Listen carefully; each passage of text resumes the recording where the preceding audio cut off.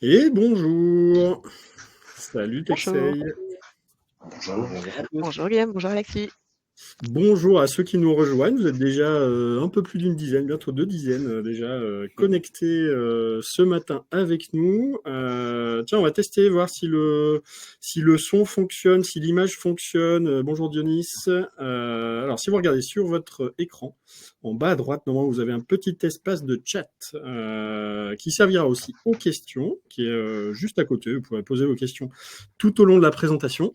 Donc voilà, donc on va laisser, je vois qu'il y en a encore qui arrivent, on va vous laisser le temps de vous installer, de nous faire un petit coucou, éventuellement de nous dire d'où vous êtes, parce que c'est l'avantage avec ces lives, c'est que vous êtes un petit peu partout, donc nous on aime bien voyager avec vous, donc n'hésitez pas à nous dire de quel coin vous êtes, c'est toujours rigolo à placer sur la carte, et puis ça nous permettra de lancer cette fin de matinée avec vous.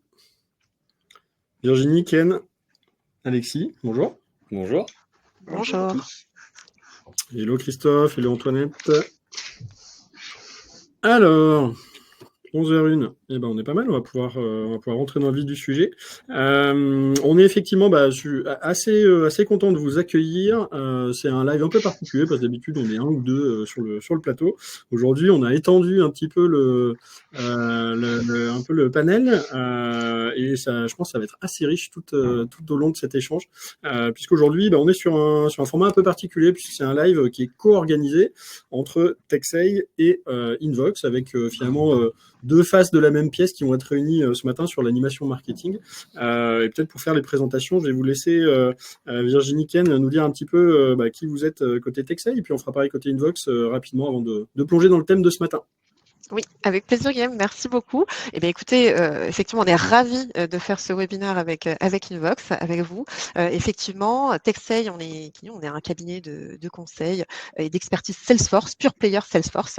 On existe depuis 2017. On est plus de 60 consultants aujourd'hui, tous certifiés Salesforce. Donc vous avez un petit sondage d'ailleurs qui vient de s'afficher pour savoir si vous utilisez vous-même Salesforce, et on a un certain nombre d'historiques là-dessus avec un certain nombre de belles références dans divers secteurs d'activité.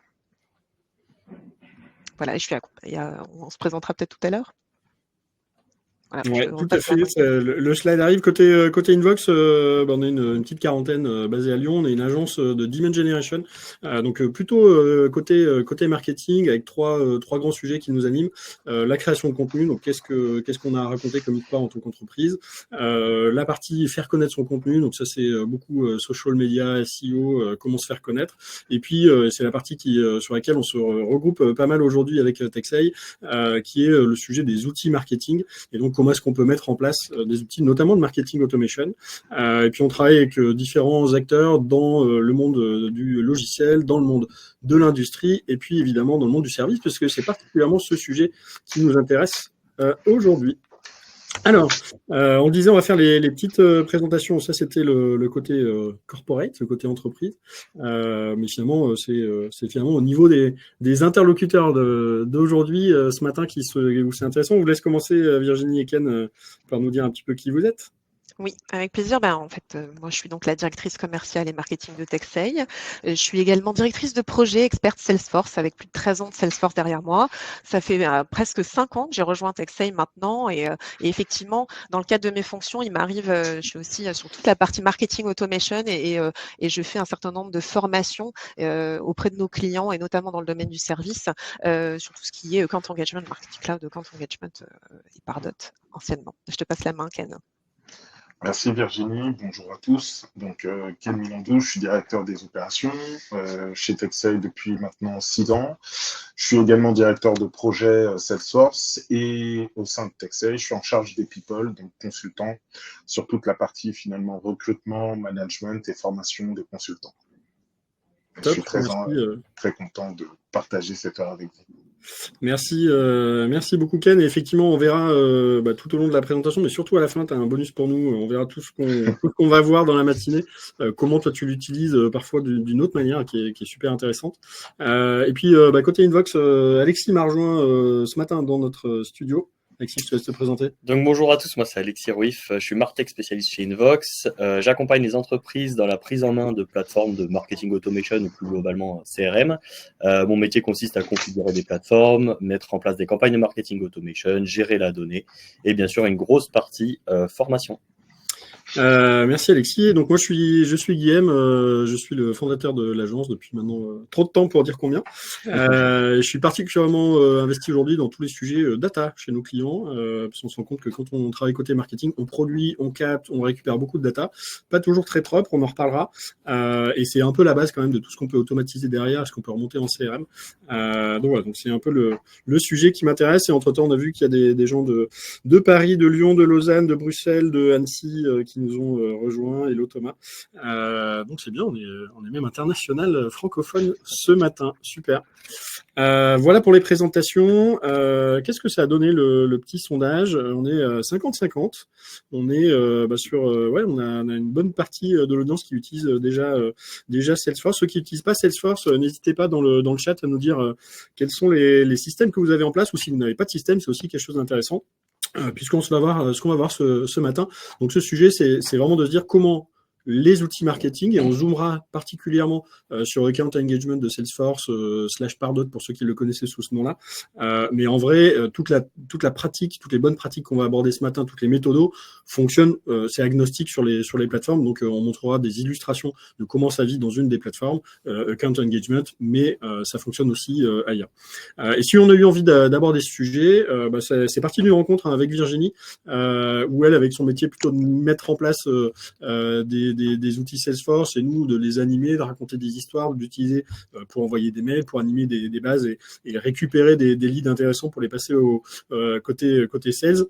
On s'est dit qu'il y avait souvent un petit trou entre les deux, le fameux sujet de l'alignement marketing-vente, et on avait envie ce matin de vous partager un peu cette espèce de passage de témoin, de course de relais qu'on fait quand on travaille avec Texei, pour mettre en place finalement tout ce parcours pour les contacts, et en se rendant compte que on avait beaucoup de points communs sur même des clients communs dans des activités de service, notamment des services où il y aura conseil, ESN, SS2I, accompagnement juridique, accompagnement financier. Donc sur ces métiers un peu de service, on se disait qu'il y avait quand même des particularités sur lesquelles on pouvait intervenir et venir apporter vraiment du supplément business. Et donc quand on regarde un petit peu sur pourquoi est-ce qu'on a envie d'aborder ce sujet ce matin avec vous, c'est tout simplement de mettre en commun ce qu'on a pu apprendre avec nos clients, ce qu'on a pu aussi se rendre compte, parce que Texei et Invox sont aussi deux sociétés de services et on s'applique à nous-mêmes une partie des recettes qu'on va aborder ce matin. Donc l'idée, c'était de vous aider à mieux connaître vos clients, vos prospects, par le biais de ce qu'ils vont faire et de la data qu'on va pouvoir capter sur eux. Ça, c'est vraiment le point de départ. Ensuite, d'arriver à les engager plus régulièrement. Ce dont on se rend compte, c'est chez nos clients, c'est que souvent le canal sur lequel il y a le plus de business à aller faire à court et moyen terme et qui est souvent sous-exploité, c'est la base contact déjà installée, parce que tout simplement, on revient pas suffisamment vers eux, que les commerciaux vont pas faire que des relances à froid tout le temps, mais que le marketing couvre pas spécifiquement et de manière personnalisée tout ce potentiel de contact. Donc, il y a un vrai sujet d'engagement qui est important. Ensuite aussi, c'est parce que dans la plupart des activités de service, le service marketing est pas très très étendu. C'est pas forcément une équipe qui est fortement staffée. Et donc forcément, le temps et la ressource temps est super importante, et donc l'outil peut venir accélérer ce qu'on va pouvoir faire, automatiser tout un tas de choses pour faire en sorte que le temps de l'équipe marketing soit mis à penser le message, à le valoriser, et pas forcément à faire des envois de mails, du travail très opérationnel dans les plateformes. Et puis le dernier point, c'est aussi le côté reporting. Quand on pose la question à beaucoup d'équipes marketing ou vente d'ailleurs, sur quelle est leur performance, quelle est la durée de leur cycle de vente, quel est le pourcentage de leur base qui est froide, qui est tiède, qui a des projets chauds, quelle est la source à laquelle on peut attribuer la génération de business. Souvent, on pilote un peu à vue. Et un des grands avantages des plateformes de marketing automation, c'est de venir mettre de la donnée et de venir structurer le reporting, et donc finalement en mettant tout ça bout à bout, c'est là où on va vraiment trouver des opportunités business et accélérer les opportunités business. Et puis, je le disais un petit peu en entame, il y a un petit truc bonus aussi pour les activités de service. Souvent, on a un sujet de recrutement. Il faut trouver des clients, mais il faut aussi trouver des gens pour remplir le service, quel que soit le type de service, que ce soit du service plutôt intellectuel, mais aussi du service en entreprise qui pourrait se rapprocher à des choses un peu industrielles. Hein. On sait aussi que ces outils-là, bien structurés, en appliquant toutes les mêmes recettes, peuvent vraiment permettre de construire un vivier et d'activer sa base de candidats potentiels et de travailler sa marque employeur. Donc c'est un peu tous ces sujets-là qu'on voulait aborder avec vous. Et on les a découpés en 7 chantiers. Donc on va couvrir là sur les 30 et quelques prochaines minutes. Encore une fois, n'hésitez surtout pas à poser toutes vos questions. Vous avez 2 endroits où le faire, en passant par les questions ou par le chat. C'est en bas à droite.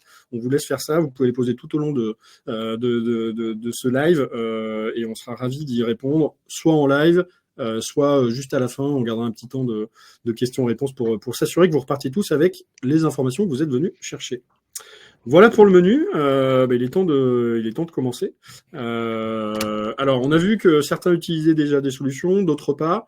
En tout cas, quoi qu'il en soit, on commence à un moment par la mise en place de la solution. Alors, Virginie, ça, en général, c'est votre premier bout de travail dans les activités de service. Effectivement. Alors, dans les activités de conseil et même dans toutes les activités, et quelle que soit finalement la solution qui va être implémentée, au-delà du setup, il faut pouvoir se poser les bonnes questions. Il faut pouvoir bien comprendre les enjeux business. C'est hyper important parce qu'en fait, à un moment donné, on va beau avoir la meilleure des solutions. Si on n'est pas aligné avec les objectifs, on va passer à côté. Donc, l'idée, c'est de pouvoir comprendre finalement quels sont les vrais enjeux et de comprendre aussi quelles sont les informations clés à pouvoir collecter et savoir finalement à quel moment on doit pouvoir passer le relais. En fait, là, l'idée de ce webinaire, c'est aussi de se dire comment on fait pour mieux aligner le marketing et la vente, parce que c'est vraiment 2 équipes. Parfois, alors moi, il se trouve que je suis en charge du commerce et du marketing, mais il arrive souvent que ce soit quand même des équipes qui soient distinctes, et notamment dans les activités de conseil. Et l'idée, c'est vraiment de pouvoir se dire à quel moment le marketing peut envoyer l'information au commerce. Donc, et à quel moment ça peut être le plus pertinent. Donc peut-être que sur la suite, on va pouvoir adresser un certain nombre de questions avant même de setuper, avant de configurer la solution. Moi, ce que je demande en général en atelier, ça va être aux responsables marketing et aussi aux responsables commerciaux de pouvoir se poser toutes ces questions et de faire ce travail-là main dans la main. Déjà, les objectifs, bien sûr, marketing et commerciaux, est-ce qu'il s'agit de générer des leads? Est-ce qu'on est plutôt là pour être dans un objectif de croissance, de fidélisation, de nurturing ou pour aller développer un nouveau marché? Donc ça, c'est vraiment important parce qu'en fonction d'eux, on va pas setuper la solution de la même manière. Ensuite, bien sûr, il y a le sujet de la segmentation. Forcément, quels sont les critères qu'il faut adresser? Qu'est-ce qui va faire qu'on va adresser telle ou telle population, telle ou telle persona? Est-ce que ces critères, ils sont présents dans le CRM, dans les outils, ou est-ce qu'on les connaît et est-ce que la base de données, elle est suffisamment segmentée?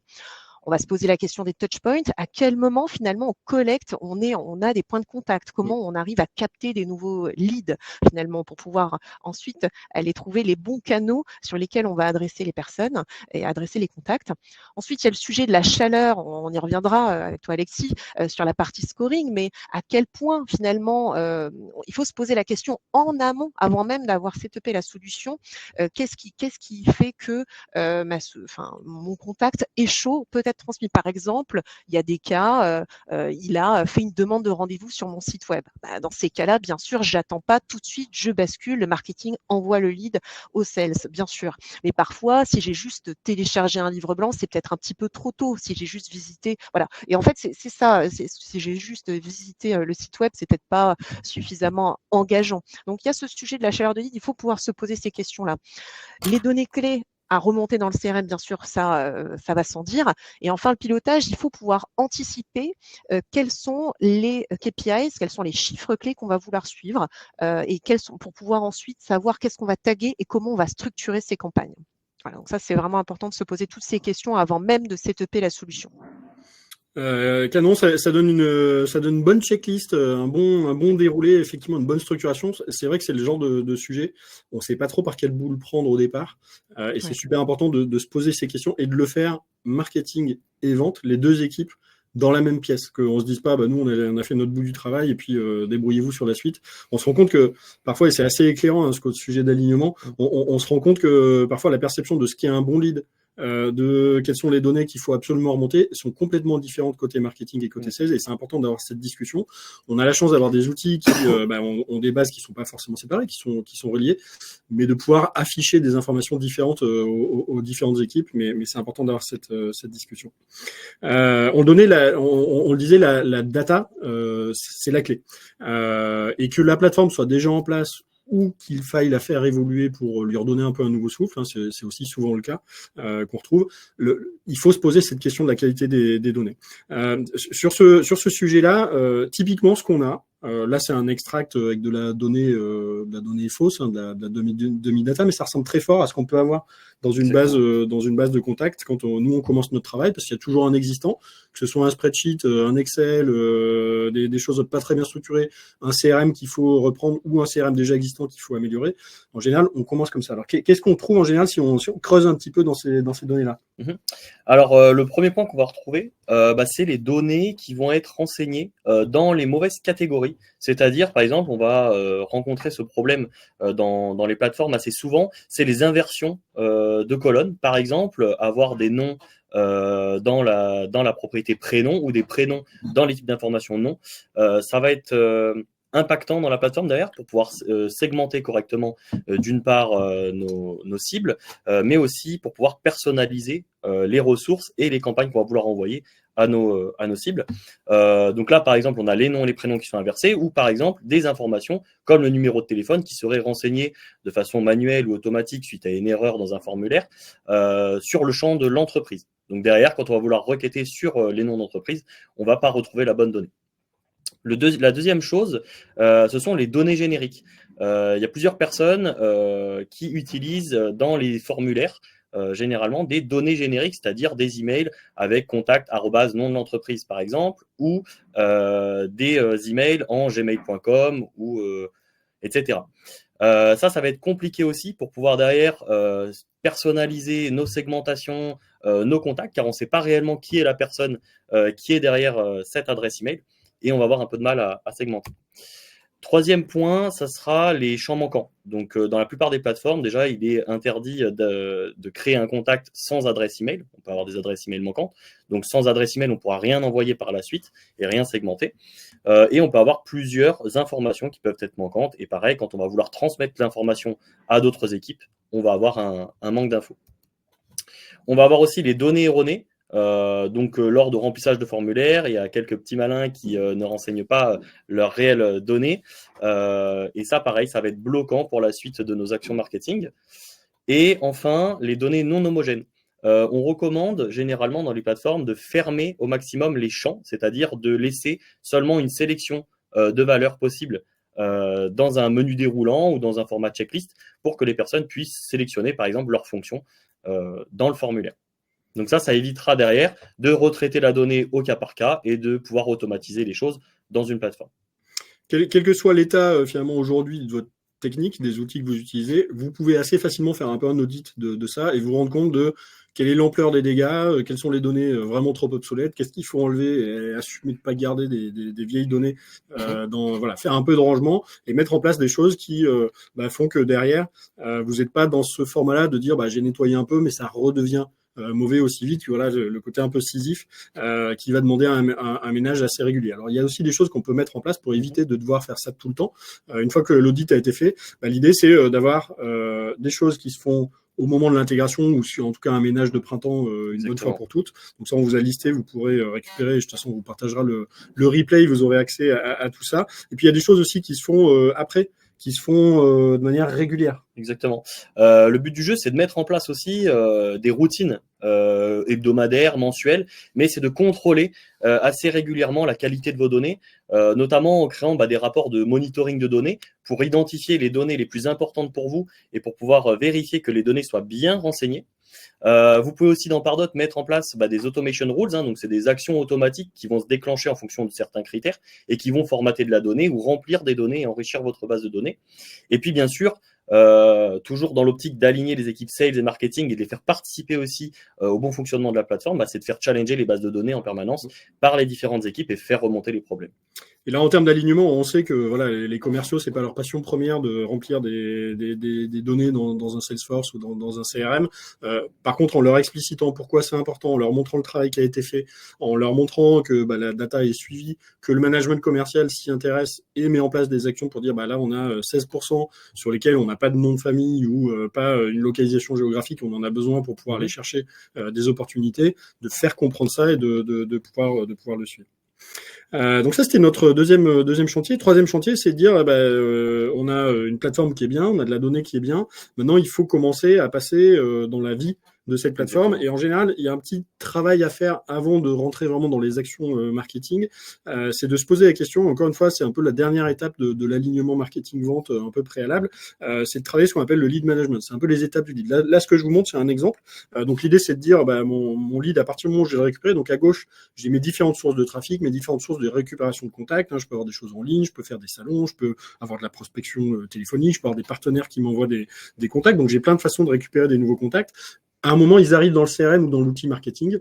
Et donc, on va essayer de voir quelles sont les grandes étapes et on va leur donner des niveaux de qualité, les fameux MQL, SQL. Maintenant, il y a d'autres dénominations aussi qui existent, mais l'idée, c'est de se dire qu'est-ce qui se passe à chaque étape, quelle est la donnée que je dois absolument récupérer sur chacune des étapes, quel contenu éventuellement je peux mettre. Et on va commencer à avoir ici une couche à la fois marketing. Qu'est-ce que je peux raconter, où est-ce que je vais capter, quel contenu j'envoie, est-ce que j'ai des petites automatisations qui partent, et commercial pour dire est-ce que j'ai un call à faire, est-ce que j'ai une tâche qui est créée, est-ce que j'ai de la remontée d'informations.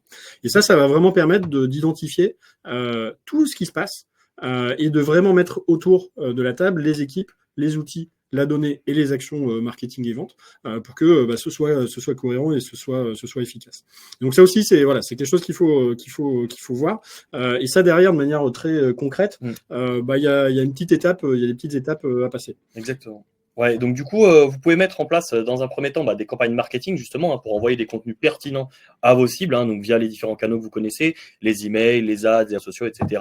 Donc ça, il faut aussi bien prendre en compte les enjeux sales et marketing pour envoyer les bonnes campagnes au bon moment en fonction de la saisonnalité dans laquelle vous vous trouvez. Ensuite, une fois que vous avez envoyé vos campagnes, bien sûr, vos campagnes vont générer des soumissions de formulaires. Donc, il faut mettre en place des contenus gated, c'est-à-dire soumis à formulaire, pour récolter des infos afin de qualifier au mieux vos leads et les faire avancer dans le tunnel de conversion. Ces formulaires peuvent comprendre du progressive profiling, c'est-à-dire un remplacement automatique de certains champs par d'autres afin d'enrichir les infos manquantes. Et ça, pareil, il faut absolument que le marketing consulte l'équipe commerciale pour qu'on puisse récolter les données pertinentes qui serviront aux étapes de négociation commerciale.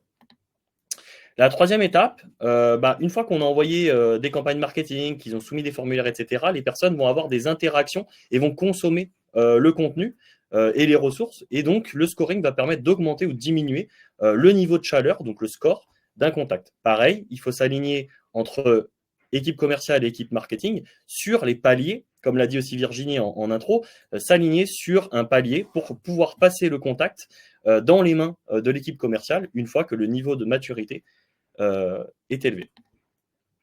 Ensuite, le profiling et le scoring, ils vont permettre de définir un niveau de maturité certain qu'on appelle lead stages, donc la phase de cycle de vie, lead, MQL, SQL, etc. Donc ça vous permet de mieux connaître la base et vous fera vraiment gagner du temps dans vos process et notamment pour votre équipe commerciale pour pouvoir s'attarder et vraiment se concentrer sur les leads SQL qui sont les plus pertinents. Et enfin, tout ça vous permet de repréciser votre segmentation grâce aux lead stages et de répondre à vos enjeux business et du coup par la suite de retourner à l'étape 1 et de renvoyer les campagnes marketing les plus pertinentes en fonction de vos cibles. En résumé ici, l'idée c'est de dire une fois que je sais par quelles étapes normalement mes contacts doivent passer, je suis en capacité de faire de l'animation marketing. Tout ça me montre ceux qui sont intéressés ou les deux et me permet de pousser aux commerciaux au bon moment les contacts sur lesquels ils doivent se concentrer pour pas devoir juste relancer toute la base tout le temps. Et c'est là où vraiment on commence à voir le fruit de la mise en place de ces outils-là et de l'alignement entre ce que le marketing va faire et ce que les commerciaux vont pouvoir traiter comme information. Et évidemment, le but, ce que vous l'avez compris, c'est ce dont on parle depuis tout à l'heure, c'est comment je génère davantage d'opportunités business ici. ce que Alexis mentionnait là sur le point, sur son petit cercle juste avant, ce côté envoyer des campagnes, c'est ce qu'on appelle le nurturing. Le nurturing, c'est le fait de finalement biberonner des contacts en se disant j'ai peut-être 5 000, 10 000, 20 000 contacts. Parfois, vous avez des bases qui sont plus grandes que ça. Et là-dedans, en vrai, il y a peut-être 5 ou 10% de vos contacts qui sont actifs naturellement, qui viennent voir ce qui se passe, qui sont assez frais. Tout le reste, il faut les stimuler. Tout le reste, il faut vous rappeler à leurs bons souvenirs. Il faut revenir sur le dessus de la pile. Parce qu'on est dans des business, dans des activités de service, souvent, la prise de décision, elle se fait pas en 3 jours, où il y a une maturation, où parfois, il y a eu d'autres choses qui sont passées devant, comme priorité. Et donc, il faut se rappeler, il faut faire évoluer un peu sa prise de parole pour se dire que le jour où ça y est, j'ai convaincu, j'ai créé le besoin, où j'ai fait prendre conscience du besoin, il y a une discussion qui peut se passer. Et là, il faut que les commerciaux arrivent, mais il faut occuper ce terrain. C'est ça qu'on appelle le nurturing, c'est vraiment ce côté comment je nourris mes contacts pour faire en sorte que vous n'avez pas 3, 4, 5% de votre base qui vous écoute, mais qu'il y en ait davantage sur ça. Et donc ça c'est quelque chose qui est important. Si par exemple, vous avez dans votre base de données des leads zombies, c'est-à-dire des gens il s'est rien passé, vous avez zéro news, et même plus s'ils sont vraiment dans leur boîte encore, s'ils sont encore intéressés ou intéressants. Donc vous avez des zombies dans votre base. Franchement, le test, il est simple. En réunion commerciale, vous ouvrez le CRM, vous faites un picking au sort de 20 contacts, et là-dedans, s'il y en a plus de 10 ou 12 où les gens savent absolument pas qui c'est ni ce qui s'est passé, c'est que vous avez des zombies dans la base. L'autre chose aussi, c'est que parfois la captation de données ou la qualification de la base est assez mauvaise. Et finalement, vous savez pas trop qui est dans la base. Vous dites peut-être qu'ils sont actifs, peut-être qu'ils ouvrent des trucs, mais je sais vraiment pas s'ils sont dans les bonnes boîtes, dans les bons jobs, dans la bonne taille de boîte, dans la bonne géographie, dans le bon secteur d'activité. Donc là, vous avez du mal à qualifier les contacts dans votre base. C'est-à-dire que vous n'avez pas suffisamment d'informations sur eux. Un autre point, c'est que tout simplement, pour l'instant, vous n'animez pas votre base. Vous rentrez des gens, vous récupérez des fichiers, des partenaires, des événements, des inscriptions à des webinaires, puis vous ne traitez juste pas derrière. Il n'y a pas encore de lien entre tout ce que le marketing peut produire comme contact et ce que les commerciaux vont gérer. Souvent, le cas qu'on a, c'est quand on discute avec les commerciaux, la direction commerciale, c'est « Ah non, mais nous, on ne regarde pas les leads du marketing, ils ne sont pas bons, on ne sait pas ce qu'il y a dedans, on n'a pas le temps, nous, on se consacre sur le business. » Ça, c'est un bon... Je vois que Virginie rigole, mais je vois qu'on a les mêmes. Oui, on a les mêmes. Un autre point aussi, c'est souvent, en fait, quand je prends la parole, c'est peut-être que je prends la parole, mais à chaque fois, c'est soit lié à des offres, soit lié à des choses très promotionnelles. Donc on est un peu en mode communiqué de presse ou push commercial en disant tiens on a une promo là-dessus, on fait ça, on a sorti telle chose. On n'a pas vraiment de contenu pour éduquer, pour nourrir. On n'est donc pas dans du nurturing, on est plutôt dans du push en essayant de se dire je croise les doigts, il y a peut-être 1% de ma base qui a envie d'acheter ce truc à ce moment-là, mais on travaille pas l'immensité de la base intéressante qui pourrait demain devenir des contacts intéressants. Donc ça, c'est facile aussi. Vous prenez les 10 derniers mails que vous avez fait, vous regardez de quoi ça parle. Si c'est que pour vendre des choses et pas pour apprendre des choses ou donner de la matière, c'est que vous avez un besoin de nurturing. Et puis l'autre point aussi, c'est si vous avez régulièrement des deals qui arrivent où c'est des gens qui dorment dans votre base, ça se trouve, ils sont là depuis 4-5 ans. Et c'est d'eux-mêmes qui se sont réveillés en disant tiens, il faudrait qu'on se parle. Ouais, mais on s'est déjà parlé, et que ça, vous le découvrez. Vous n'êtes pas en capacité d'avoir des signaux un peu avancés pour dire là, j'ai une partie de ma base, ils commencent à regarder plus de choses, à se reconnecter, à retélécharger des choses, à réouvrir des vieux mails. Ils sont peut-être dans une prise de décision, une accélération de la prise de décision. Si vous n'avez pas cette capacité à avoir ces signaux-là, là encore, c'est qu'il faut sans doute exposer davantage de choses auprès de votre base. Et donc, pour faire ça, c'est là où on arrive sur les automatisations. On va pas rentrer dans toutes, mais en tout cas, c'est ce qu'on appelle des workflows, des séquences automatisées dans le langage automatisé. Et on a différentes choses qu'on peut faire ici. Il y a tout ce qui va être génération de leads, tout ce qui va être plutôt welcome campaign, quelqu'un qui est arrivé pour la première fois chez vous, de l'accompagner avec quelques mails pour lui dire chez nous, il se passe ça, tu peux regarder ça, voilà notre blog, voilà notre newsletter, voilà ce que tu peux consommer chez nous. Tout ce qui va être qualification, là, c'est vraiment pour ceux qui disent j'ai des contacts, mais je sais vraiment pas qui sont. Donc, on va trouver des prétextes pour leur faire remplir des nouveaux champs. Leur dire je voudrais au moins ta zone géographique et ton secteur d'activité. Comme ça, je peux commencer à filtrer. Je peux donner le contact à un commercial qui est sur une zone spécifique ou sur un sujet spécifique. Évidemment, on va avoir tout ce qui est push d'une offre, d'un événement. Il ne faut pas l'enlever. De parler de ces offres commerciales, c'est important aussi. On peut le mettre dans d'autres choses. Et puis, on va avoir d'autres choses de réchauffage de la base. Dès que quelqu'un ouvre plus depuis quelques temps ou c'est plus connecté, des campagnes de fidélisation aussi, ou d'upsell ou de renew. J'ai fait une mission, je vais peut-être pousser davantage sur ces contacts-là, essayer de reprendre la parole quelques temps après si la mission s'est arrêtée et que j'ai rien vendu de neuf. Et puis aussi, sans oublier tout ce qui est Customer Success, Onboarding, vous venez de signer un nouveau client, c'est peut-être intéressant d'accompagner ça de manière automatisée, et ça, le marketing peut le faire. Alors, dans la vraie vie, ça ressemble à ça. C'est ça, c'est un workflow ici assez basique pour la démonstration. Le workflow, pour information, il se lit de haut en bas. Donc, on part sur la première étape et on va jusqu'aux dernières étapes rouges qui sont sur le bas. Donc, on a des critères de sélection qui vont s'afficher dans le trigger. Alors, je le mets un petit peu plus gros. Voilà. Donc, la première étape en bleu clair tout en haut. Donc là, ça va être toutes les personnes qui vont être éligibles à rentrer dans le workflow vont rentrer à l'intérieur de ce processus. Et puis derrière, on peut ajouter une multitude d'étapes, comme par exemple la première pour taguer par exemple une personne qui va passer dans une campagne pour pouvoir la réutiliser aussi facilement derrière dans la campagne et savoir exactement par quel point elle est passée. Et après, on va pouvoir déclencher plusieurs scénarios avec différentes branches conditionnelles, c'est-à-dire si la personne répond à un critère, on peut lui envoyer un scénario A, et si elle ne répond pas au critère, elle répond au scénario B. Voilà, on va pouvoir aussi regarder un peu les interactions que la personne a eues avec les différents contenus, les emails envoyés ou les formulaires que vous avez poussés dans vos emails. Donc, par exemple, si le formulaire est complété, alors on va lui ajouter son score. Par contre, s'il n'est pas complété, on va considérer qu'on peut arrêter le workflow pour la personne, etc., etc. Ça peut être pareil pour un lien dans un email qui est cliqué ou non. Là, c'est des étapes assez marketing, mais on peut intégrer à ça aussi des étapes dans le CRM, création de tâches. Ouais, c'est juste après. C'est juste après. Exactement.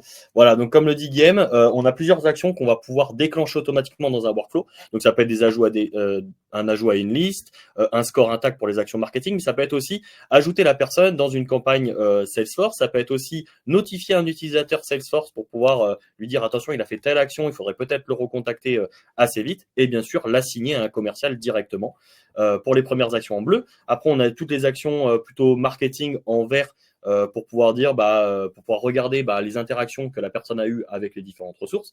Et puis en jaune, on va avoir aussi d'autres règles qu'on va pouvoir regarder dans un workflow, c'est-à-dire qu'est-ce qui s'est passé dans le CRM Salesforce, par exemple. Est-ce que les critères sont réunis pour pouvoir le faire passer dans un scénario A ou un scénario B? Est-ce que cette personne a été assignée à un utilisateur, à un commercial directement dans le CRM, et en fonction de ça, lui envoyer un message pertinent? Je peux regarder si c'est prospect client. Si la personne a eu une propale commerciale dans les 2 dernières années, par exemple, si elle a participé à un événement spécifique, quelle est sa source? Est-ce que c'est quelqu'un qui est arrivé par un partenaire, qui est arrivé par de la prospection? Tout ça, c'est quelque chose qui va donner de la richesse et qui va donner du contexte aussi derrière au marketing pour pouvoir remonter les bonnes infos côté commerce. Et justement, ça met en plein le doigt sur le lien entre la partie marketing et la partie CRM. Donc, qu'est-ce qu'on peut faire pour aller muscler un peu cet alignement-là? Effectivement, ça fait une bonne transition. Donc, ce qu'on a vu là, c'est vraiment toute la possibilité du marketing à pouvoir capter, enrichir de la donnée. Finalement, le marketing va pouvoir aller capter ça, ces nouveaux leads. Et souvent, c'est vrai que, comme vous le disiez, peut-être des fois, le commerce se dit « Ah oui, mais c'est peut-être pas des leads suffisamment qualifiés, etc. » L'idée, c'est de se dire à quel moment, qu'est-ce qu'ils peuvent déclencher, ou soit j'ai pas eu l'info. Le marketing peut dire « Ah oui, les commerciaux appellent pas assez ou sont pas suffisamment réactifs. » Là, l'idée, c'est de pouvoir se dire qu'ils aient la main pour pouvoir déclencher les actions. Vous en parliez tout à l'heure, des actions de notification directement dans la plateforme Salesforce. Alors, ça peut se faire dans n'importe quelle plateforme, mais là, en l'occurrence, avec Compte Engagement Pardot, on peut déclencher des notifications directement dans l'application, mettre en place des tâches directement planifiées au sales, et ça c'est vraiment pratique parce que ça s'organise de façon très très simple pour les marketeurs, et c'est vrai que c'est quand même pratique pour pouvoir travailler main dans la main. L'idée c'est que l'événement déclencheur, par exemple, on s'en parlait tout à l'heure, j'ai besoin d'un rendez-vous, dans les 24 heures, les sales vont pouvoir aller appeler. L'idée, c'est de pouvoir attribuer aussi les tâches aux bonnes personnes parce qu'en fait, j'ai une masse de leads, j'ai une masse de contacts, mais à qui je dois l'envoyer? Là, l'avantage, c'est de s'appuyer sur un CRM qui a la bonne donnée, la bonne qualification, l'attribution des territoires, bien sûr. Chaque sales, par exemple, quand on a des équipes un peu plus grandes dans les activités de conseil, chacun a son domaine, ses industries ou son patch de clients avec sa techno, etc. Là, l'idée, c'est de pouvoir notifier le bon sales à la bonne, le bon sales pour le bon lead. L'idée, c'est que pour les équipes commerciales aussi, elles vont pouvoir enrichir la donnée parce que le marketing va collecter tout ça, mais à un moment donné, il faut aller valider, il faut aller vérifier qu'il y a vraiment, que le lead est réellement chaud, qu'il y a réellement un potentiel. Et ça, à un moment donné, il faut décrocher son téléphone. Donc, en fait, le sales, il va pouvoir s'appuyer sur les données qui lui ont été transmises dans son CRM par le marketing. Il va pouvoir appeler, il va être plus pertinent, en fait, quand il va appeler parce qu'il sait exactement ce qui s'est passé. Il va avoir cette visibilité-là. Donc, en fait, il est plus réactif, il est plus pertinent. Ça augmente ses chances de closer, finalement. Et ensuite, il va pouvoir mieux évaluer, finalement, le potentiel et vendre un peu plus, comme on en parlait tout à l'heure. Ouais, alors, complètement. Donc, du coup, effectivement, maintenant, comment on fait? Quels sont les types de données qui peuvent être intéressantes à remonter aux sales? Là, on vous propose une certaine liste. C'est pas exhaustif, mais en général, c'est ce qui se fait. Déjà, il faut pouvoir avoir des campagnes qui soient synchronisées. C'est la base de la base. Bien sûr, le marketing fait des campagnes. L'idée, c'est de pouvoir donner cette visibilité-là au niveau du contact, au niveau du compte, que le sales, quand il va sur une fiche de contact, il sait exactement à quelle campagne a été rattaché ce contact. Ça, c'est vraiment très important. On l'a invité à un événement, il a assisté à une soirée, il a reçu tel livre blanc ou il l'a téléchargé. Et il a été dans telle campagne, ça c'est important de se le dire. Il faut pouvoir savoir si son statut a évolué. Par exemple, la personne, on l'a invité à un webinar, par exemple. Est-ce que cette personne est venue? Il faut pouvoir le savoir et ça va pouvoir donner des informations clés pour connaître le niveau d'engagement. Et là, le commercial va pouvoir vraiment être plus pertinent dans son approche. Pourquoi pas aussi donner la main au commercial directement avec des boutons d'inclusion dans la campagne directement depuis son CRM. Il peut se dire « Ah, mais moi, en fait, il y a un webinaire qui se prépare. Ça tombe bien, j'ai également mes clients là, ça les intéresse, on en a parlé et je vais les ajouter dans la campagne moi-même. » Et ça donne vraiment du pouvoir au sales. Il sait qu'il peut compter sur le marketing pour pouvoir gérer tout et être mis ajouter ses campagnes, ses contacts dans des campagnes de nurturing. Et lui, il a la main pour savoir qui est pertinent finalement. Et ça va pouvoir augmenter l'efficacité de ses actions. La visibilité des influences, là, c'est plutôt pour se dire, c'est bien quand les équipes finalement savent pourquoi elles travaillent, dans quel objectif, et c'est toujours satisfaisant pour les équipes marketing de savoir qu'il y a une opportunité qui a été générée et qui est issue d'une campagne, forcément. Hein, ça donne aussi du poids aux actions qui ont été réalisées. Ça montre un retour sur investissement, un ROI. Et ensuite, l'idée, c'est de pouvoir afficher aussi, donner de la visibilité aux sales directement dans le CRM, sur la fiche contact, sur l'historique d'engagement, on s'en est parlé, mais aussi ça peut aller très finement jusqu'à les pages visitées, l'email ouvert, quel email a été ouvert, etc. L'affichage du scoring et du grading, bien sûr, ça va sans dire. Il faut pouvoir savoir où en est son contact. Il faut que le sales puisse le voir. Il faut qu'il puisse être notifié en temps réel et qu'il puisse accéder à tout ce qui est reporting niveau d'engagement. Voilà, tout simplement. Et ça se fait de façon native dans Salesforce. Écoute, tu nous fais toi aussi une transition parfaite sur le sujet du reporting. Avant d'aller le voir, je veux juste revenir sur ton graphique ici, qui est, je vous le remets parce que c'est vraiment intéressant et je pense que c'est quelque chose que vous pouvez utiliser aussi en interne quand vous avez vous-même des sujets d'alignement marketing. On pourrait vraiment expliquer pourquoi est-ce qu'on est tous embarqués là-dedans. Et d'ailleurs, la flèche après sales, il peut y avoir du closing, ça c'est du marketing encore. Mais ça revient éventuellement, c'est une boucle, parce que le sales, quand il est allé au bout de sa découverte, qu'il a fait une proposition éventuellement, tout se signe pas. Parfois on perd contre des concurrents, ça referme un peu la porte pour quelques temps, mais parfois c'est juste qu'il y a eu du délai, ou c'était pas les bons interlocuteurs, et ça peut repartir dans une boucle marketing, et c'est là où on voit que c'est vraiment super intéressant pour maximiser les retombées business de tout l'effort qui a déjà été fait. On a fait du travail marketing, il y a eu du travail commercial fait, et dans beaucoup de boîtes de services, ça s'arrête là et puis éventuellement on enverra les vœux dans 6 mois où on se dira dans un an, tiens là il faut vraiment qu'on aille chercher du business, on va reprendre tous les deals qu'on a perdus sur les 3 dernières années, on va relancer tout le monde. Ça en fait on peut l'automatiser, on peut réussir à mettre en place des choses et puis de suivre la performance. Donc c'est vraiment super. Et pour compléter, Guillaume, ça peut aussi déclencher de tout ce qui est cross-sell et upsell aussi. C'est pour ça, tu as tout à fait raison avec la partie boucle. Là, c'était plus pour montrer en fait, la visibilité qu'on peut donner directement. Enfin, il y a des actions qui sont faites côté marketing. Ce qui est important, c'est que les commerciaux voient ce qui a été fait, qu'ils voient que le marketing a travaillé la base. Et ça permet aussi, ça va permettre aux commerciaux de se dire, j'ai enrichi ma donnée. C'est vrai que c'est pas forcément très rigolo, mais au moins je sais que plus ma donnée va être propre derrière, on y revient, et plus on va pouvoir être pertinent dans les actions qui vont être menées. Ouais. Tu peux peut-être dire un petit mot sur le screenshot de droite, qui est en fait ce qu'on voit dans une fiche d'un prospect. Effectivement, dans un prospect, dans une fiche contact dans Salesforce, en fait, quand on va, en fait, c'est très simple. Enfin, quand on a installé Pardot Compte Engagement dans Salesforce, c'est quelque chose qui est directement en standard, en fait, et qui s'affiche. Ça s'appelle l'engagement history, l'historique d'engagement d'un prospect, effectivement. Et en fait, cette timeline, en fait, elle décrit exactement qu'est-ce qui a été fait, enfin minute par minute, enfin s'il a ouvert telle page du site web, en fait du moment que tout a été configuré dans Pardot, en fait on peut le retrouver dans le CRM. Et ça, c'est ce qui est visible à la fois par les équipes marketing, mais à la fois par le commercial directement sur sa fiche contact. Donc ça, c'est vraiment très intéressant parce qu'il sait si ça s'est passé dans l'heure ou dans la veille, il le sait, il va pouvoir se dire mais je vois que ce sujet-là vous a interpellé, je vois que ça vous intéressait. Et en fait là, on va pouvoir déclencher une discussion. On se parlait d'upsell tout à l'heure, de cross-sell, et c'est vrai que là, ça permet d'apporter de la valeur et d'arriver avec une démarche de solution. Et quand on est dans la partie conseil, c'est important. Ils sont souvent très sollicités, les prospects, et donc quand on arrive avec quelque chose de plus pertinent, finalement, on peut engager une discussion plus simplement.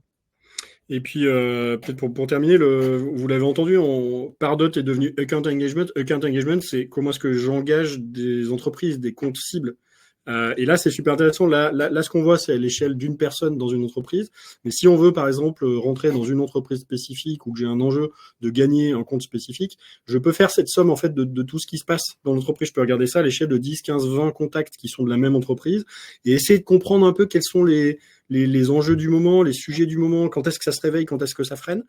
Et ça, c'est vraiment une info qui est super importante. Et plus le marketing sera en capacité de créer des occasions, d'aller consommer du contenu, de traquer des choses, plus il y aura de l'intelligence commerciale forte au moment d'aller mettre le pied dans la porte ou de reprendre contact ou d'aller en rendez-vous avec un peu plus de contexte sur qui a vu quoi et qui s'est intéressé à quoi. Alors, à ce stade, on arrive quand même vers la fin des différents chantiers. À un moment, on a envie de savoir si ça marche. Parce que là, on va dépenser de l'argent, on va dépenser du temps, on va faire de l'animation. Et donc, je le citais un peu en avantage tout à l'heure, de mettre en place cette approche et ces outils. C'est que dès qu'on a de la donnée, on a du reporting. Et ici, on va pouvoir faire pas mal de choses, et notamment de suivre des KPI, évidemment sur la performance des différentes ressources, donc les landing pages, les contenus, les emails. Ça, c'est de l'activité marketing.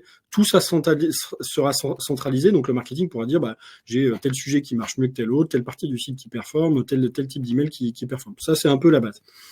Ça donne aussi une très bonne photo de l'état de la base de lead. J'ai tous mes contacts. Qui est-ce qui dort, qui est-ce qui s'est réveillé, qui est intéressé par telle ou telle grande thématique, qui réagit plutôt aux événements, qui ne le fait pas. Et puis, juste derrière, quelle est aussi la vélocité de l'évolution de la qualité des leads. C'est bien d'avoir 10, 15, 20 000 contacts. Maintenant, est-ce qu'ils progressent, ces contacts, et à quel rythme est-ce qu'ils progressent? Et là, on a à avoir des vues directement dans Account Engagement qui vont nous dire, sur ton cheptel de contacts qui se sont créés en 2024, t'en as tant qui sont pas du tout qualifiés, tant qui ont progressé à telle étape, tant qui ont été engagés commercialement. Et ça donne aussi de la capacité à faire du forecast, à faire de la prévision, et puis à juger aussi de l'efficacité de ces campagnes. Puis derrière, peut-être plus quand on commence à basculer côté CRM, Virginie, il y a d'autres choses aussi qui vous intéressent, vous, pas mal. Effectivement, côté sales, côté CRM, on peut. Alors, il y a toute la partie effectivement marketing, mais après, à un moment donné, il faut savoir si ça marche côté CRM, et ça, on peut le tracer. Ce qui est intéressant, souvent, ce qui intéresse nos clients, ça va être d'où viennent mes leads finalement, d'où vient la source de mon business. Et ça, c'est vraiment très clé pour pouvoir mesurer le retour sur investissement et pour pouvoir ensuite investir après, bien sûr, sur les sources qui marchent. C'est ça le but. Donc ça, on va pouvoir le déceler directement dans Salesforce avec les opportunités. L'idée, c'est de pouvoir aussi voir quelle est la couverture de compte, enfin, avoir une démarche ABM, Account Based Management, et de pouvoir avoir des reporting par compte. Quand on a des grands comptes, par exemple, à un moment donné, il faut pouvoir suivre le ROI au niveau du compte. On peut l'avoir par source, bien sûr, par business, par offre, et par solution, mais aussi par compte. Et on peut se dire, OK, je vais avoir mes reporting sur ce compte-là, il y a telle offre qui marche bien. Dans des démarches de cross-sell, comme on le disait par exemple tout à l'heure en termes de cas d'usage, ça peut être intéressant de se dire peut-être que sur cette partie-là, je pourrais aller pousser telle offre. Et donc ça, c'est des choses qu'on va pouvoir aller mesurer dans le CRM. Effectivement, il y a énormément de reporting qu'on peut faire en termes de performance. On s'en est parlé tout à l'heure. On s'est dit aussi l'influence des campagnes, c'est des choses qu'on peut mesurer, mais c'est surtout la partie source qui, en général, est importante pour les sales. Et donc, ça, c'est quelques petits exemples de ce que vous pouvez retrouver. Alexis, Oui, si tu veux alors, commenter, par défaut, dans Account Engagement, on va avoir des rapports sur les conversions, donc pour savoir toutes les personnes qui ont rempli un formulaire et dont on connaît l'email, par exemple. Et puis, au niveau de l'évolution de la base de données, on va bien sûr avoir le nombre de nouveaux prospects, qui est bien sûr filtrable en fonction des dates personnalisées, etc. Nombre d'opportunités aussi qui vont remonter. Et puis, le pipeline de conversion avec les visiteurs, les prospects, les MQL leads et les deals que ça engendre. On va avoir aussi, grâce au connecteur, au code de suivi, Pardot, que vous allez pouvoir poser sur votre site internet, on va avoir aussi le nombre de visiteurs qui consultent vos pages de site internet et vos landing pages, et puis un classement des top companies qui visitent le plus vos pages. Ça, c'est des super alertes, encore une fois, account-based marketing, account-based management, d'avoir des alertes, dire il se passe un truc chez Renault, là, en ce moment, on a un pic de visites. Ils sont peut-être en train de lancer quelque chose. Ça fait une forme de veille, en fait, quelque part. Et après, de façon assez classique, des reporting de la performance sur vos contenus, donc les emails, on va pouvoir rentrer un petit peu dans le détail pour aller voir sur un email en particulier quelles sont les statistiques. Et puis, dans les statistiques même de l'email, aller voir un peu plus de détails sur le nombre de clics et les liens, par exemple, qui ont intéressé le plus les contacts. Voilà, on vous avait promis un bonus, c'est l'heure de Ken pour ce chantier-là, parce que tout ce qu'on vous a dit, on peut le transposer pas sur des cibles de prospection, mais sur des cibles qui, dans les activités de service, sont super importantes, et notamment dans certaines qui sont un peu en tension, qui est de bien traiter son vivier recrutement. Ken, écoute, c'est à toi. Merci beaucoup pour toutes ces informations qui étaient très intéressantes. J'ai même appris 2-3 choses supplémentaires, donc ça m'a bien servi. Non, mais effectivement, les problématiques qu'on a pu voir sur l'articulation entre le marketing et les ventes, on peut également le voir sur le recrutement et les ventes dans des entreprises de services, et notamment dans des entreprises comme les nôtres qui avons finalement un métier de broker, je dirais, c'est-à-dire qu'on met une offre de service, donc une offre de prestations intellectuelles, de profil potentiellement, en face de demande en fait de clients. Et donc là, on a vu toute la partie comment finalement générer, capter la demande client avec des actions de marketing automation, etc. On peut utiliser également le marketing automation pour pouvoir constituer son vivier de profils et de ressources pour pouvoir justement proposer ses offres de services. Alors, vous le savez tous, on a certainement tous les mêmes problématiques. On est sur des marchés hyper concurrentiels et le recrutement de talents et la fidélisation de ces talents devient un enjeu crucial également pour le développement des sociétés. Et là où du marketing automation est assez intéressant sur le recrutement, c'est que ça va impacter directement et positivement la productivité des équipes, mais également la vélocité des processus. Parce que comme les candidats sont eux-mêmes très sollicités, il faut aller vite, il faut communiquer au bon moment, de la meilleure des manières, et surtout avec un rythme qui soit assez soutenu pour conserver le candidat engagé dans votre processus de recrutement. Alors, qu'apporte un outil précisément? On a essayé un petit peu en 5 étapes de poser les apports d'un outil de marketing automation dans un cycle de vie candidat et collaborateur. Premièrement, ça permet d'aller identifier et capter les talents. Alors là-dessus, bien évidemment, vous aurez fait un positionnement de marque, à savoir sur quel site vous souhaitez être présent pour communiquer, à quels événements vous voulez participer, potentiellement quels événements vous voulez mettre en place. Et vous allez utiliser tout un tas de techniques marketing, webinaires, landing page, email, etc., qui vont vous permettre finalement d'aller capter les candidats et donc la data qui sera nécessaire derrière pour lancer les processus en back-office. Deuxièmement, comment gérer le parcours de recrutement plus efficacement avec un outil de marketing automation? C'est que cet outil-là va rendre le processus beaucoup plus fluide et beaucoup plus véloce, puisque vous allez gagner du temps sur les tâches qui sont répétitives, notamment les envois d'emails, les envois de rendez-vous, etc.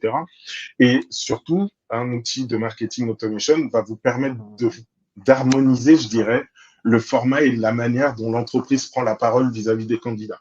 Parce qu'effectivement, parfois, vous pouvez avoir plusieurs responsables de recrutement qui vont avoir leur propre manière d'approcher, de discuter, de converser avec les candidats. Là, on parle encore de marque employeur. Le fait d'avoir un outil de marketing automation va permettre de cadrer les choses, d'harmoniser le contenu, d'harmoniser les formats et de proposer finalement une expérience différenciante qui est le début de l'expérience collaborateur, finalement. En troisième lieu, bah oui, une fois que j'ai recruté les bons talents, bah, comment le marketing automation va me permettre d'accélérer l'engagement et l'intégration de mon collaborateur, bah, c'est que je vais avoir la possibilité de planifier tout un tas de communications avec du contenu adapté de manière progressive pour permettre finalement au collaborateur petit à petit de récupérer des informations qui sont importantes pour lui dans son processus d'intégration. Je vais un peu vite, excusez-moi, parce qu'il est déjà midi moins 10. Vous avez également la possibilité, grâce à un outil de marketing automation, d'automatiser de la communication en interne. Et cette communication, elle est tout aussi importante parce que vous allez pouvoir segmenter les communications en fonction des équipes, en fonction des profils, en fonction des informations que vous avez à transmettre. Et finalement, ça permettra également de pouvoir un petit peu mieux mettre les gens dans des funnels en fonction de leurs besoins. Et puis enfin, c'est quelque chose que on a tendance à oublier très souvent, c'est la gestion finalement des alumni, en fait, des anciens collaborateurs. Parce que grâce à cet outil encore de marketing automation et grâce à l'information qu'on pourra trouver sur les bases, on va pouvoir segmenter des communications en fonction des secteurs d'activité dans lesquels se trouvent les anciens collaborateurs et les alumni. On va pouvoir également segmenter les informations en fonction d'intérêts qu'ils auraient pu eux-mêmes, en fait, déclarer sur des campagnes de marketing. On en parlait tout à l'heure d'inbound, par exemple. Et le fait de savoir que c'est un alumni dans notre base va permettre, là encore, de pouvoir peut-être adapter un discours, un message beaucoup plus approprié. Et tout ça, encore une fois, dans une logique de marque employeur, dans une logique de notoriété. Alors, bien évidemment, tout ça est rendu possible par un outil de marketing automation, mais derrière, il faut bien voir qu'il faille être quand même outillé d'une solution de CRM pour pouvoir justement faire en sorte de pouvoir je dirais, croiser les informations, bien évidemment, enrichir les informations et les mettre à disposition pour les différentes équipes. Donc, effectivement, pour favoriser les candidats quand on est dans ce processus de recrutement, il y a vraiment 3 choses à faire. Hein. C'est vraiment segmenter et personnaliser les messages, personnaliser les parcours pour faire en sorte d'engager au mieux les candidats et être différenciant par rapport aux concurrents. Il faut avoir une communication transparente. Cette communication transparente, elle est également permise par la planification des différentes campagnes et finalement être hyper data-driven, ça c'est hyper important. On a toujours tendance à oublier, et c'est ce que tu disais Guillaume tout à l'heure, regarder la data, regarder les indicateurs, regarder ce qui marche, ce qui ne marche pas et toujours adapter en amélioration continue en fait ces différents processus. Voilà, j'en ai terminé pour l'adaptation des techniques et des démarches de marketing automation dans le recrutement. Écoute, merci Ken. J'ai noté quelques trucs aussi parce que tu disais que tu avais découvert quelques petites choses sur notre première partie plus tourné vers la prospection, les clients, les prospects, et le business. Il y a plein de trucs super intéressants dans ce que tu dis. C'est vrai que dans les activités de service, les anciens collaborateurs sont des sources de business géniales. Sur lesquels, si on est un peu structuré, il y a plein de choses à faire. Donc en fait, ça se recoupe. On n'est pas que recrutement, on est aussi quand même business sur cette partie-là. Donc c'est vraiment canon d'avoir couvert ça pour nous. On est arrivé un peu au bout de nos 7 chantiers. On les a remis là pour les remémorer. Hein. Tout part évidemment on pose la solution, la data, on structure le parcours du lead. Une fois qu'on a ça, on joue avec la matière, on joue avec les contacts, on anime tout ça. On a des outils quand même qui nous font gagner beaucoup de temps, qui nous permettent de nous focaliser sur ce qu'on a à raconter plutôt que sur la logistique de comment est-ce qu'on le délivre. Et évidemment, derrière tout ça, ça a de l'impact sur le CRM, sur l'activité commerciale. On sait le prouver. Et si on est malin, on peut arriver à faire aussi quelque chose de super bien fait pour cette partie marque employeur et recrutement. Donc voilà, c'est un peu les sujets qu'on voulait suivre, qu'on voulait vous présenter aujourd'hui. Merci à tous les trois d'avoir joué là-dessus. Je vois qu'il y a quelques questions qui sont arrivées.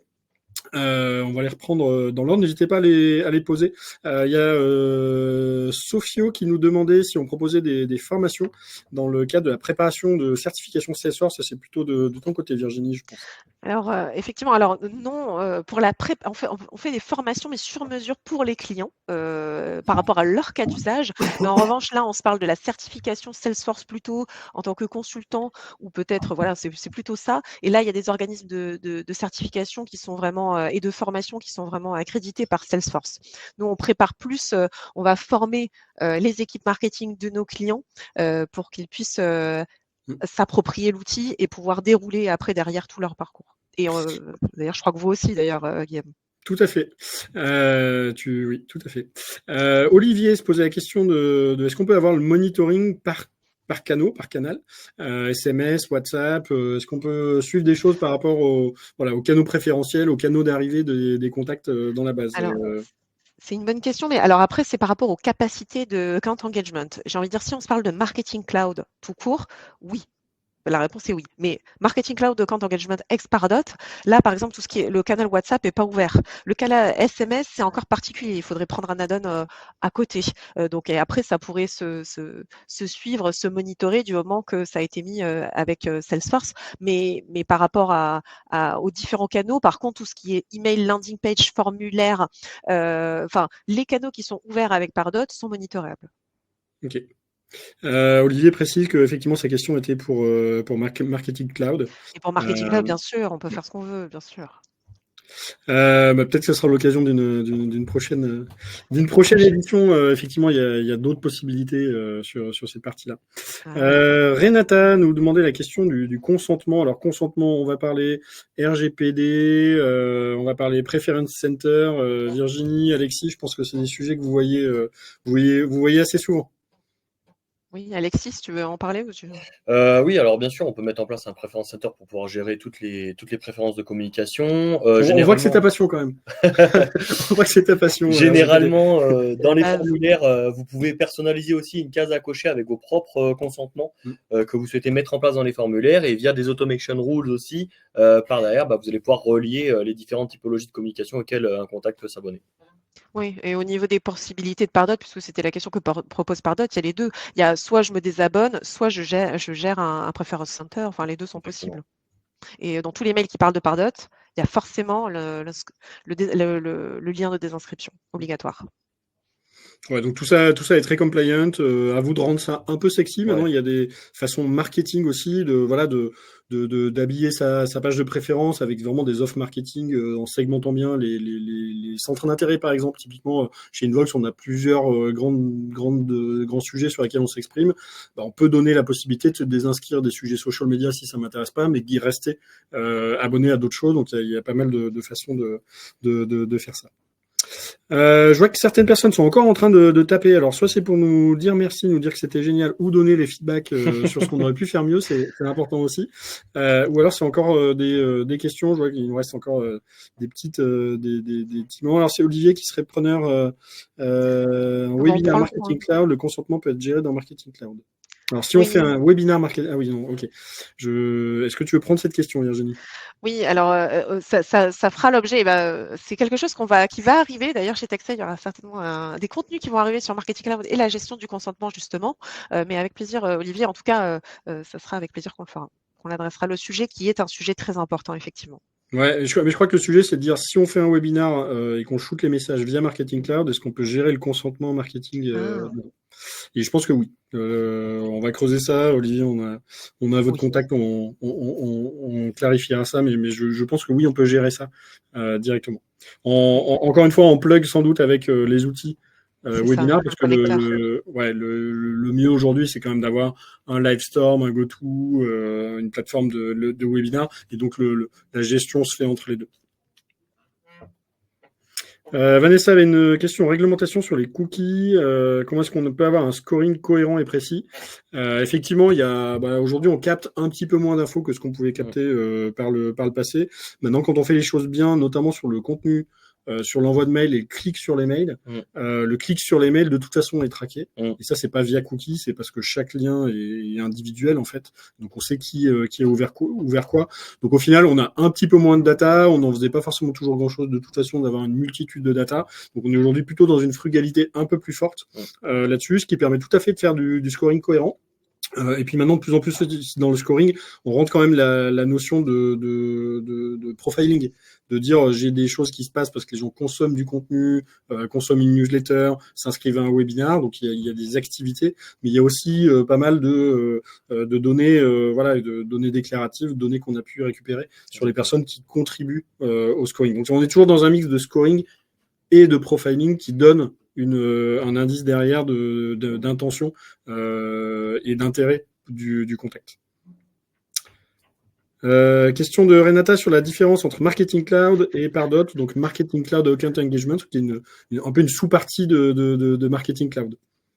Disons que en fait, ce sont deux solutions Salesforce, mais qui sont sur la même plateforme. Mais par contre, disons que historiquement, Marketing Cloud, tout court, c'est le nom, c'était ExactTarget, c'est un rachat de Salesforce et qui était plutôt pour du B2C, c'est plutôt pour des très grands, on va dire, pour du marketing automation de masse. Vraiment, c'est pour ça, et c'est utilisé par les grands noms, mais vraiment dans une démarche de masse. Et donc là, en termes de canaux qui sont utilisés, c'est tout ce qui est push app mobile, etc. Donc on est vraiment sur autre chose, voilà, que sur Très la grand partie public, ouais. très très grand public, Porté, exactement. voyage, fashion, Voilà, vêtements, tout à sites fait. médias, par exemple. Tout à fait, tout à fait. Et là, c'est vraiment quand on a des volumétries très différentes et avec des canaux, plutôt où on s'adresse directement aux consommateurs.